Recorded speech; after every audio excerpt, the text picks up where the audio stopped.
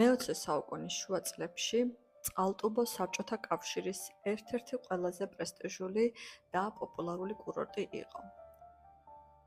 ეს იყო ქალაქი, სადაც დასვენება მხოლოდ ჯანმრთელობის აღდგენა არ გახდათ. აქ ჩამოსვლა პრესტიჟის სიმბოლოდ ითვლებოდა.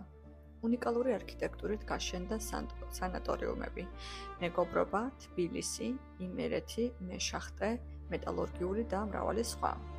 განსაკუთრებული ადგილი ეკავა ცნობილ ნომერ 6 წყაროს შენობასაც, რომელიც სპეციალურად იოსებ სტალინისთვის აშენდა. იმ დროისთვის წყალტუბო ნამდვილ ზღაპრულ ქალაქს ჰგავდა, შადრევნებით, პარკებითა და დიდებული შენობებით. 1980-იანი წლების ბოლოს კურორტი ერთდროულად 5800-ზე მეტ დამსვენებელს მასპინძლობდა.